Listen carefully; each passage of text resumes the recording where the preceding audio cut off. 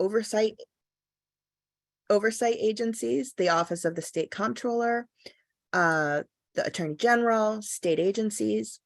And then on the right-hand side, we have our other stakeholders. We have not-for-profits, local governments, contractors. We have individuals that get grants. We do have some for-profits, not very many. Tribal organizations get grants in some cases. So there's, a lot of different organizations that are on both sides here. And then the functions that bring them together in the gateway are basically the entire life cycle of a grant. So you can advertise the grant as a grant funder. We can do the pre-qualification process I talked about. You can submit your bid. We can evaluate that bid online as the state. If you're lucky enough to get a contract, we can do that development online, execute the contract, all the signatures online, do your progress reporting and claims management all online as well. So it's very, the full life cycle, start to finish. So here's probably one of the most important things you're going to want to know today. And this is how to find out about money that's available for you. So, if the Bond Act passes, there might be more money available for grants, and you're going to want to know when it's available and when you can apply for it. So one way that you can find out about that is to come to what's called the Grant Opportunity Portal. This portal is the front end of the Grants Gateway, and it's absolutely public. You don't have to sign up. You don't have to log in. You don't have to do anything. All you got to do is show up. State agencies are all required to post their RFPs, their competitive opportunities on the portal. And potential applicants can come along, and you can see at the bottom there, they can browse and they can search. And as they do that, the grant opportunity, we call it like the abstract, will come up, and that abstract will have the description of the grant, who's eligible, the amount of money that's available, basically, all the information you might need to decide if you want to apply or not. And if you decide, oh, this looks good, you might decide you want to get notified when grants are advertised. So you can then sign up, and all you have to do is put your email in, and you choose a couple different, whatever you're interested in, whatever areas. And then when grants that are publicized that have that area, you'll get an email, and it'll say, hey, a grant has been posted from DEC. It's about, environmental stuff. You said you like environmental stuff. Here's the link. Go see it. We usually suggest you sign up for all of the service areas. There's like 11 or 12. And then you get everything, and it's good. You can see all the different things that are there. So you might say, all right, this is great. Now I want to apply for a grant. So in order to apply for a grant, you would need to register with the system. And that's the last box there. So in order to register, you have to fill out a form. The form is here. It's available on our website. With that form, you complete an organization chart, organization diagram. What that is we're basically looking for the head of your organization on there. We want to know who the head of your organization is, because that is the person that's going to sign the form, and it is notarized so that we know that we have the right permission or the right person signing off on this. And the reason we need that is because this form identifies your delegated administrators. Your delegated administrators have the keys to the kingdom. Those are the people that will be entering your users into the system. So they're the ones who will say, all right, Joe gets to be a contract signatory. And a contract signatory has a lot of power. They can sign a contract, they can submit grant applications. So those are big deals. So you want that delegated administrator to be somebody you trust to do what you ask, put the right people in, or be high enough that they're making those decisions. So that's why we ask the head of the organization to be the one to, sign off on this and do that. You do need an SFS vendor ID. If you've ever gotten money from the state for like a grant before, you've done business with us, you have one of those. If you don't, we can get it for you. You just need to submit a substitute W-9 form, again, on our website, and we will get that for you. We do ask for 5 to 10 days for processing. As long as we get all the information and everything's up to date, it doesn't take that long, but we put that there just in case, people don't have everything we need. And then the delegated administrators get their usernames and passwords by email. So generally here, I would go into kind of how to apply, but there's so much involved in that I can't do it. And I'm already over my time, I think. So what I would suggest is, as you find applications that you're interested in, you would come to our webinars. Again, I'll have the resources at the end about applications. As you find application opportunities that you're interested in applying for, there's often joint webinars between the agency and us. So the agency will talk a little bit about like the opportunity as a whole, and sometimes we'll jump in with like the technical pieces. So you certainly want to do that. So the applications are all they're different. They're all very different. So it's hard to talk about an application sort of as a whole. So more to come on that, but certainly there's lots of information on our website about it.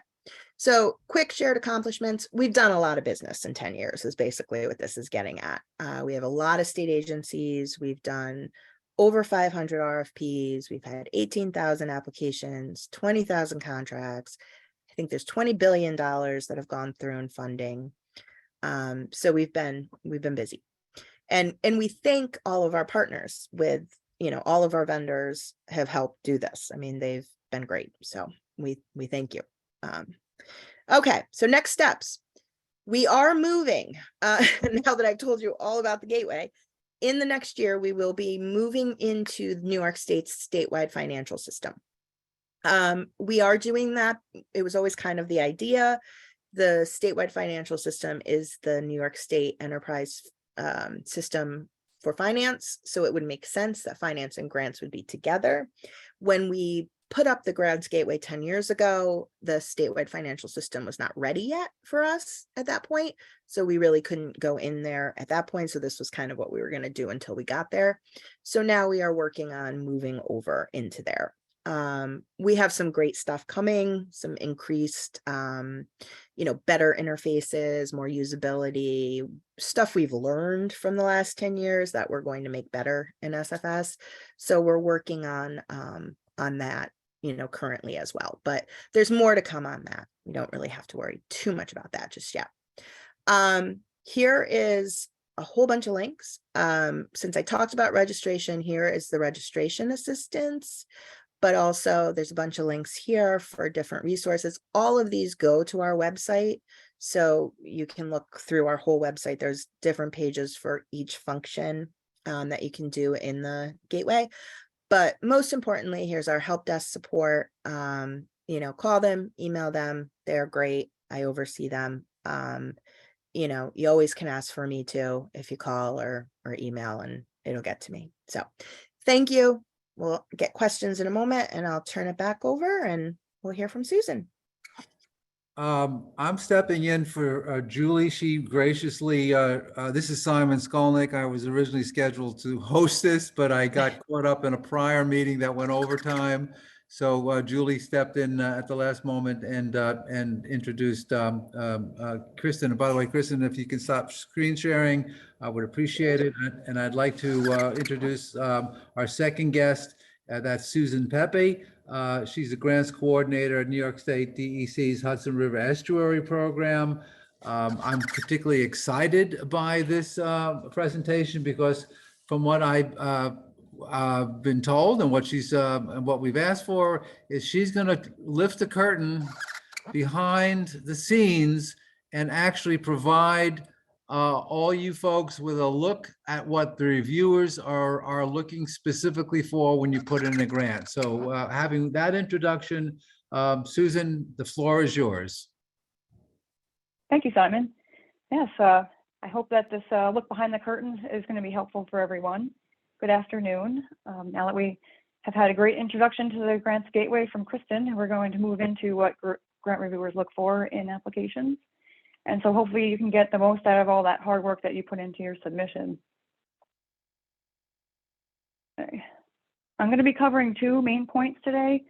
First, I'm going to provide a few tips that can serve as a good foundation for submitting grant applications in general. And then we'll move into more specific things that reviewers look for in grant applications. Keep in mind, the information I am presenting is more general in nature, as requirements for grant opportunities can vary greatly, which is something Kristen alluded to. All the applications are different. So this is more like a general information purposes. Okay, so for general tips, it will probably come as no surprise that the first #1 tip is to start as early as possible. It helps to be informed of grant opportunities as soon as they're available. And what Kristen had mentioned, we do have a function in the Grants Gateway for you to register to be aware of new funding announcements as they are advertised. And state agencies also have their own methods of publicizing opportunities. For instance, DEC uses a newsletter service called DEC Delivers. Grants are also announced in press releases and other official New York State publications, including the Contract Reporter, the New York State Register, and also the Environmental News Notice Bulletin. We advertise all our grants in those, and you'll also find that local news outlets will report out on grant opportunities as well.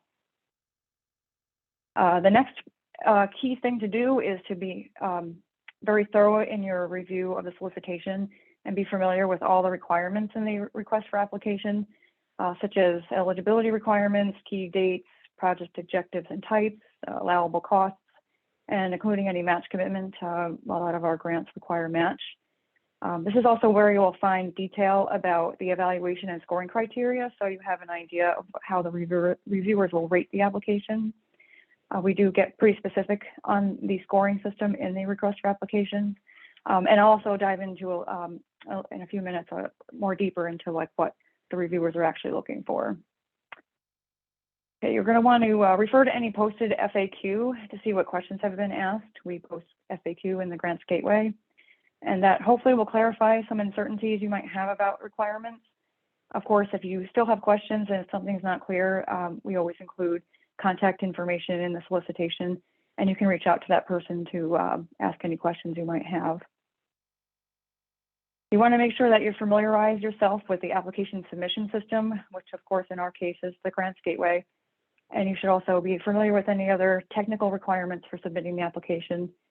You want to understand the overall process, system roles, any of the required application components. And then it is also very wise to get your application started in the system early, so you have adequate time to review the format and requirements, including specific program questions that are part of the application. It's not common, I should say it's common for people to wait pretty late in the process to start the application. And then you're looking at things with only a few days to go, and you might be caught with some surprises. So it's a really key factor to getting your application in and getting it in good standing is to get things started as soon as you can. And program questions, we do have program questions in the application form. You want to make sure that you're as direct and succinct in the answers as you possibly can be. You want to get to the main points and don't add anything unnecessarily like fluff. Reviewers have a lot to review when it comes to these applications. We get a lot of them in, and they are very lengthy in most cases. So any efficiency that we can build in there is very much appreciated. So please keep your answers very direct. It's recommended to ask for any supporting materials you may need from co-applicants or collaborators or stakeholders as soon as possible. Your partners need time to process your request, and the sooner they know about it, the easier it'll be to get that information before the deadline, as you don't want to be stressing out about getting support letters right before the deadline. So get those requests out early and follow up on that information so you can get it in time to submit your application. And then once you feel your application is complete, make sure you double check to make sure everything is included. We frequently include a checklist in the RFA to keep applicants on track. You can use that as a guide. But if there isn't one, you may want to create one just to make sure that you've addressed everything. The Grants Gateway does have a system in place to make sure that there are no errors before you submit it, but it's helpful to kind of have an idea before you're working on the submission if you have everything in a row. And then finally, it's strongly submitted to submit your application as early as possible, and we suggest no later than within 2 business days of the deadline. Working to the last few hours of the deadline is very risky. It could be last minute issues with processing your application, which may or may not be a technical issue. But waiting to the day of the deadline is very stressful, and you just never know what might happen. And you don't want to have put in all that work to only find out that your application can't be accepted. Okay, so moving on here to what reviewers look for more specifically. And as I mentioned, the application and scoring criteria is specific to a particular solicitation, but there are a few, more general considerations that reviewers are looking for. The first would be, is that project eligible? And, if your organization is eligible, there are usually other requirements for eligibility, such as project location, the subject of the project, a project type, budget. There can be several other things that are part of the eligibility requirements. So we look to make sure that the project is eligible. What is the benefit or the impact of the project? If the project is funded, what kind of impact or benefit will it have on the community, the state, the environment, education, economy, the general public? The list goes on, depending on that solicitation. And is that impact significant or meaningful? And if so, how much? Projects that have a high impact or benefit are preferable in most cases. Will the project be successful? We use the information provided in the application to form an opinion as to whether or not that project is likely to be carried out successfully.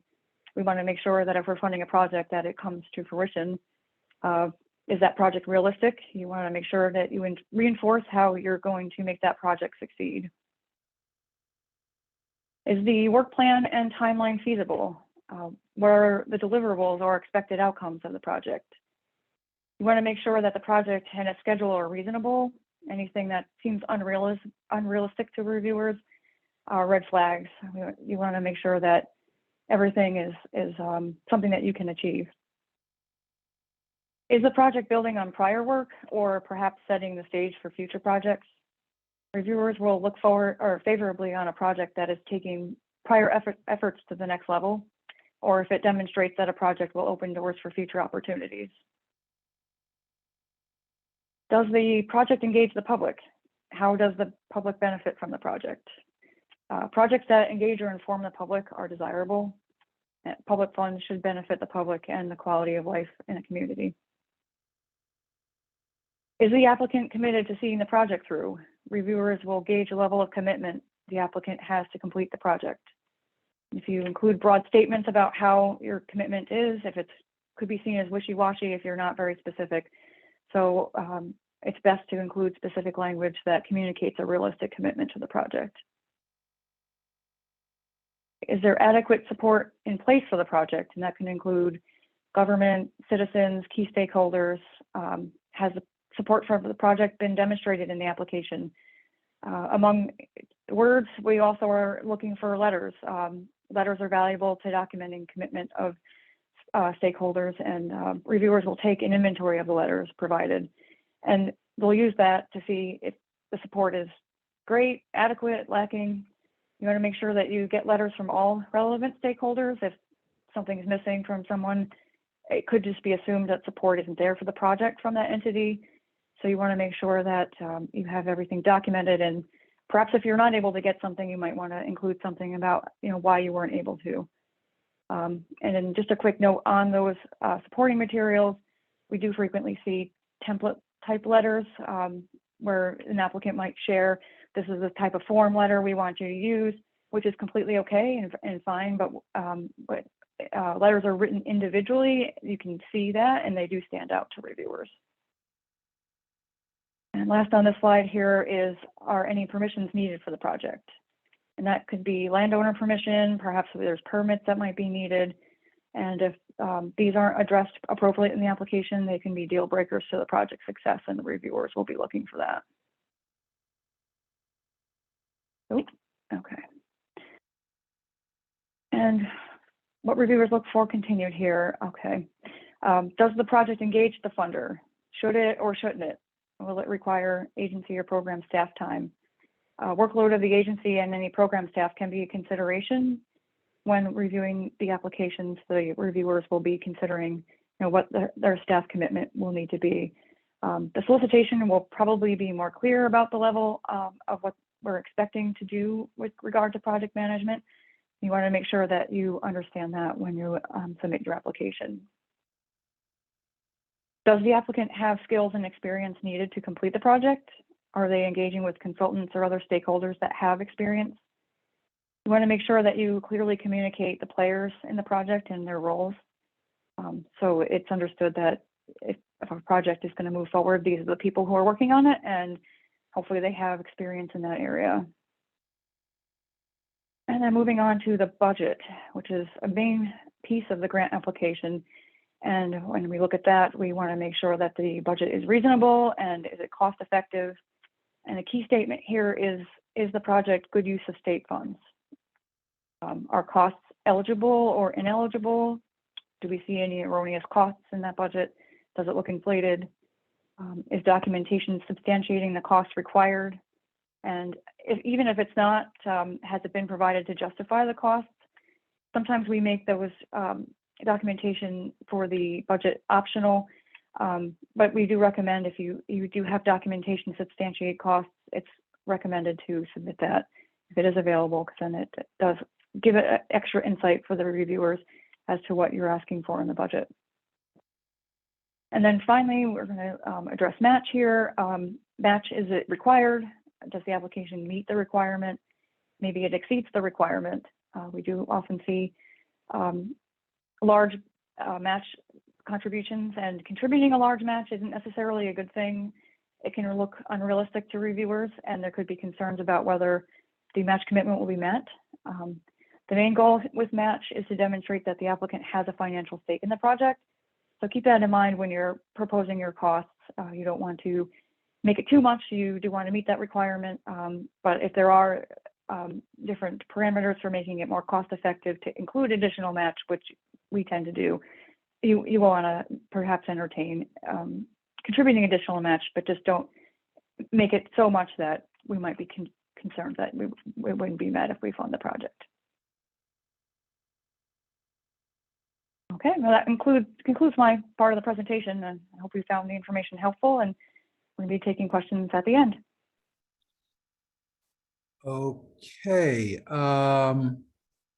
if you can unmute, if you can please take down your screen sharing, although I don't have anything to share. I'm the third panelist. My name is Simon Skolnik.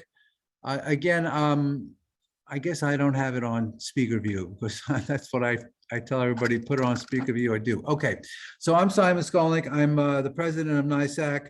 I was also the chair of my conservation board in the town of Bedford for 25 years. I just retired from the position of chair last December, and I have remained as a member.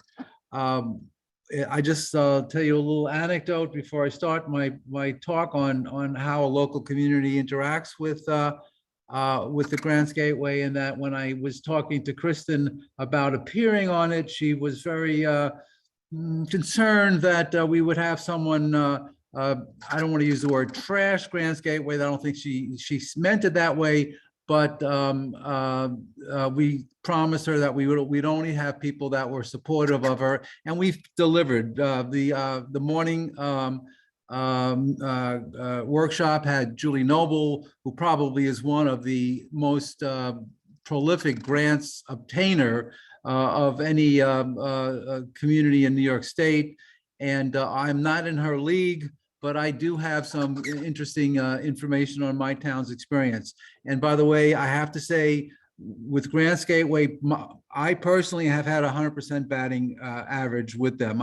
Every grant that I've put into Grants Gateway, we've gotten. But the last grant, however, we were told we were 1 point below the acceptance level, and if they got more money, we would get it. They called, and this is where I found out about this whole thing about looking behind the curtain. They called us in, they called it a debriefing, and I found that losing the grant was probably the best thing that ever happened to us, because we got a chance to meet with the DEC, and they were very, very comprehensive in why our grant did not make it. And it was 1 point. We were 1 point shy of not making it. They said, you were very good, but you were 1 point shy. We did eventually get the grant when additional funding came in. So as far as we're concerned, Grants Gateway is tremendously wonderful organization.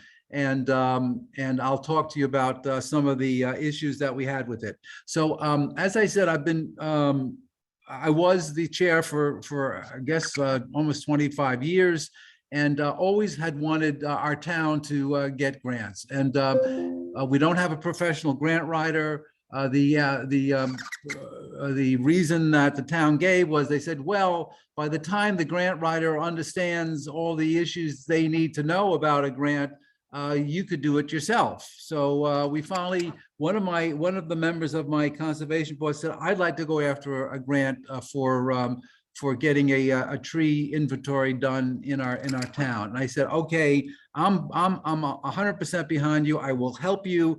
We will get another person. And we started on the process of doing that. And we found it difficult. No, it's not.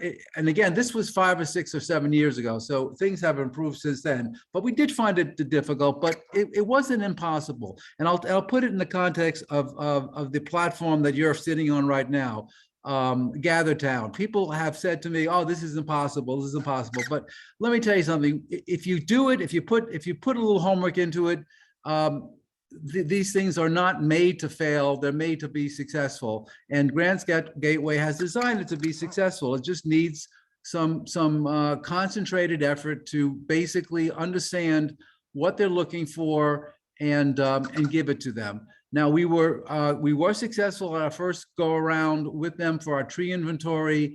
One of the things that I did, the gentleman who came to me and said he'd do it, he did most of the write-ups. I did most of the collection of the supporting documentation, and I went overboard. I don't recall what the minimum required. It may have been 3 letters of support. I gave them 10 letters of support, and I doubt that made any difference. But I have to tell you that having 10 letters of support versus 3 letters of support, I would think some reviewer back there saying, this project has got a lot of support in the town. So they don't tell you not to send more letters. They say don't, but please don't send less than what they require. So if you have the opportunity, don't be shy. Go out to your community and get letters of support of other stakeholders. And we found that to be very successful. I also have to say that the tree inventory and a subsequent grant that we got for tree maintenance was handled by our Department of Public Works. They did all the updating to the agency. The Conservation Board provided volunteers for some of the field work, but as far as the paperwork went, we were not involved. The last grant that we got from the DEC and the Hudson River Estuary was for wildlife connectivity grant. And the Conservation Board is up front and center. We're the primary applicant. So I found out that, hey, this is not that simple either. And it's a learning curve to do the paperwork. And the paperwork has to be done fairly accurately and on time. Again, everything with the Grants Gateway and subsequent to getting the grants, has to follow the procedures that they set up. A neighboring community to me who in Pound Ridge had a wonderful chair and also was a very aggressive grant writer, and she was going for the same grant that we were going for, a tree inventory, but she thought she had uploaded the map that was required. And Grants Gateway, by the way, gives you, tells you what's not missing, and she must have just missed it, but she never did get the map required. And they said, we're sorry, we can't review your grant because it's your application because it's not complete. So be aware that this is not a situation where you can negotiate with Grants Gateway or the grantor after the fact. You've got to have that application complete. in all parts of it. So that's something. The other person learned the hard way, and we learned from her experiences. You've got to go back and double check, triple check your application so that everything is in there. And as I say, they have almost a fail-safe method to prevent that from happening. So I really don't know how she missed that map, but she did. But it happened. So again, I guess I'm not going to really talk too much about it, other than to say that I'm a procrastinator from day one. I'm the guy that waits until 2 weeks before the grant is due to start working on it, which is absolutely the wrong thing to do when you get into these grants, because they require a good deal of write-up. And as Susan said, the write-up has to make sense to the reviewer. It can't be BS. It has to really hit all the marks that they're looking for. And having that a debriefing, as I said, was the luckiest thing, the best thing that we could have ever had, because we really got to see exactly what they were looking for. And we got those grants approved. I guess I should also say that other people in our town had put in grants for electric car stations, but they put them in 5 minutes too late. I mean, literally, they pressed the button and it went in, but it went in 5 minutes too late. And the idea of doing that is so tragic, that you put all that work into it and you just didn't get it in time. So Susan's admonition to get it in a couple of days earlier is absolutely spot on, because you never know what's going to happen when you hit that send button.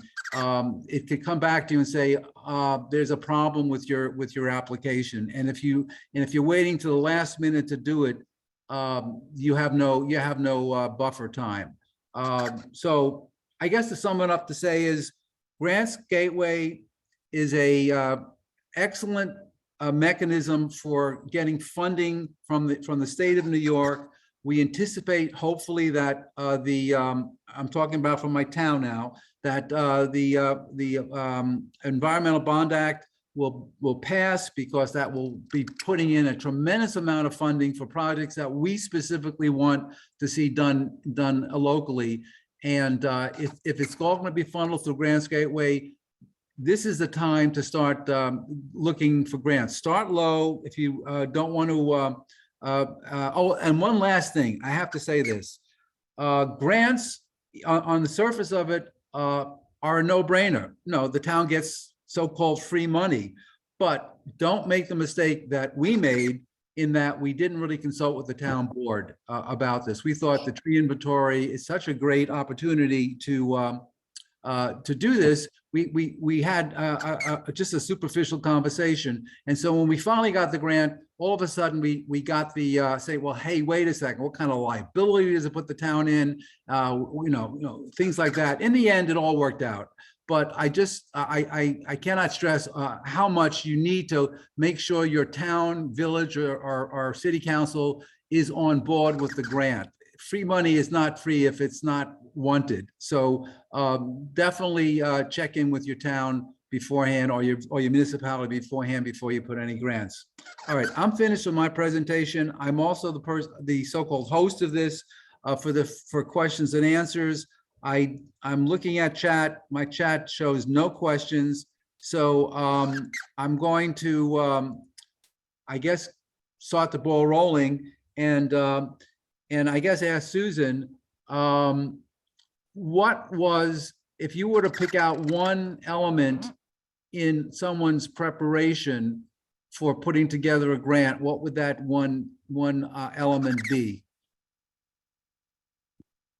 It would be starting it early, honestly, because there are so many pieces to these applications. It is a lot of work, like you said, and to have the most time that you can to work on them, you're going to come out with a much better quality product at the end. And then, having that opportunity to submit it and not, actually have it be accepted, you really don't want to put in all that time and effort and work and then, miss it because of that. And then in the end too, the more time you have, the better quality application you will have. You'll have more time to get the letters, like you said, getting the 10 letters. I can tell you that I'd be surprised if that didn't look impressive to the reviewers. And I think, yeah, having that time is the key to getting an application through and getting that grant. Okay, and a question, I guess, to Kristen is, and I don't know whether it's really a question for Kristen or Susan, is that many times, if not all times, the grant process has a session, usually maybe a month before the grant is due, where you can sit down with a group of people that are also going after the same grant and with the grantor and discuss the process of that. So I don't know whether this is a Kristen or a Susan question, but could you, and I may have missed the discussion because I came in a little bit late, but could you, either one of you, describe the process and the value of that procedure of before you even start the grant, sit down with the grantor and find out exactly what they're looking for. Yeah, that's Susan, Okay, right? okay. Do you guys do like a bid conference? We don't No? do that. Oh, Oh, okay. you don't do that? No, our grants are competitive, so there are some rules where we really can't help people while the applications are open. So we're very limited in terms of what those sessions could possibly cover. So yeah, we don't do them. Okay, I may have mistaken you with another grantor, but I believe it was a DEC, and I had to go down to Brooklyn. And I thought it was a DEC grant where it wasn't helping you. In other words, they didn't take you aside. They gave a presentation to all they said, you know, come down and we'll give you a presentation and we'll tell you who's eligible and sort of spell it out. But you're saying that you don't do that. It sounds like a bid conference, I think, like a pre-applicant, like a bid conference. We have those listed sometimes in the solicitation document that I talked about, the abstract. So it might be that you're thinking of. Okay. Did you also discuss about you mentioned pre-qualifications. Have you discussed that already? Not real deeply because I wasn't sure how many not-for-profits we had in the audience. So I was, limited on time. So I did mention going to our website and looking there for the pre-qualification information if they're nonprofits and interested in learning about it. So just to confirm, municipalities do not have to pre-qualify. That's okay. Yep, Okay. that's the policy. Yep. Okay. And you also, I'm sorry, go ahead. I'm sorry, may I ask a question? Oh, my co-host, absolutely. Actually, the host, please do, Julie. Thank you. This was really great. Thanks for both of you. And all three of you. And I wondered if in-kind 50% matching funds are considered as important as getting actual funding. You mean cash versus in kind? Yeah. I can tell you for our program, it doesn't matter. A match is a match. If it's cash or in kind, we view it the same way. I can't speak to whether or not that's the case for all programs you're applying for, though. They kind of all have their own rules when it comes to that. But if you were applying for like a Hudson River Estuary program grant, we view that the same. There's no preference for one over the other. And how do you value your hours? Let's say hours of volunteer work. Yeah, volunteer hours. There's a website that we reference for people to check. The value changes year over year. I can't quite get the name of it off the top of my head. It's an organization that tracks not-for-profits, and that's the rate that we use. Okay. Any other questions from the audience? Again, I don't see any chats coming in. I was also going to say about raise your hand if you want to, and we'll call on you and unmute you. Right. I was going to comment on what Julie just said about in-kind services. Many times the grant is covering something that is already in the town's budget. And for example, we have we have some money set aside for street trees.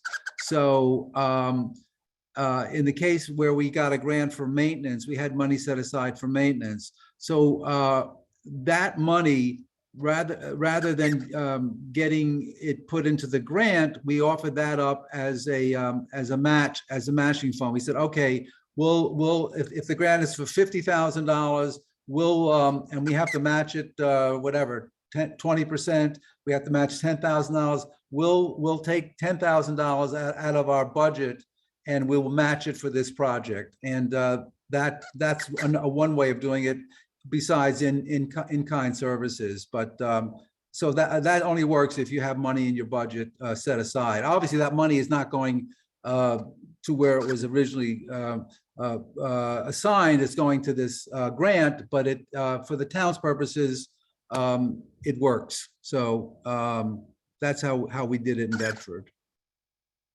Okay, so having seen no other questions, I'd be happy to wrap this up early, as we have a meeting at 5 o'clock as a general meeting for the attendees. This is the annual NYSAC meeting, which has a lot of information, and also we're looking for input from you folks on how NYSAC can do a better job serving you. So again, I'll just reiterate Julie's thank you to our two panelists. Not only did they do great jobs once, they did great jobs twice today. So you can't ask for anybody's help. The fact that they gave us their morning and their afternoon, and so I don't want to keep them longer than necessary. So again, I thank you all. We'll close the meeting out. And please join us at our 5 o'clock NYSAC general annual meeting. Thank you very much. Thanks. Enjoy the rest of your conference. Okay. Thank you. bye. Thank Bye-bye. you. And you're Take all care. welcome to come to this next Oh. part.